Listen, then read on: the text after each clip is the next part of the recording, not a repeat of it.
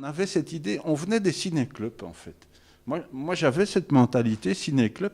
Et donc, l'idée, c'était de dire, voilà, on est des passeurs, on va montrer aux gens tous les films, tous ces merveilleux films d'animation qu'on voit jamais nulle part, sauf dans des festivals où vont les professionnels, mais pas le public. Et donc, l'idée, c'était ça, c'est de rendre accessibles tous ces films au public bruxellois. C'était vraiment ça l'idée. On a eu une veine de pendu, je dirais, avec la présence de Tim Burton et de John Lasseter, tout ça la même année. Et on a failli avoir Ralph Bakshi, mais ça a capoté. Mais donc la même année.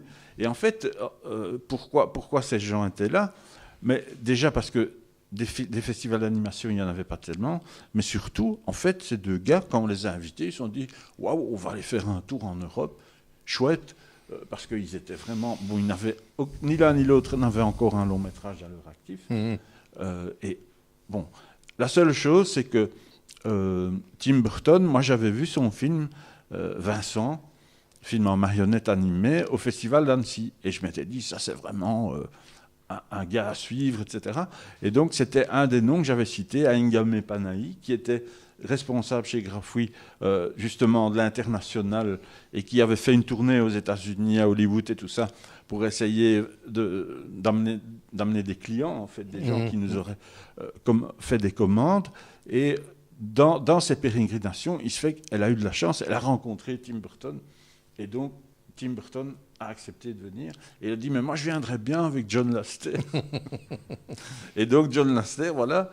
Nous, franchement, moi, je ne savais pas qui c'était, John Lasseter. Personne ne savait qui c'était. Il s'est amené avec un film qui faisait quelques secondes. Il est venu à Bruxelles présenter un film de quelques secondes. Et en fait...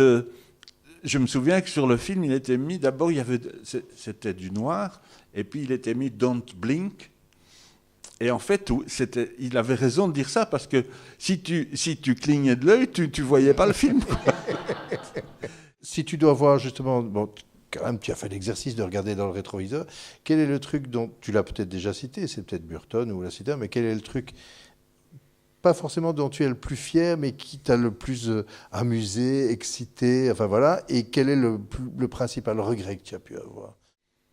C'est difficile de choisir, mais moi j'ai un très très bon souvenir, et c'est marrant parce qu'on va dire, je parle de ça parce que ça fait la promo d'un truc de l'édition de cette année, mais c'est pas du tout pour ça.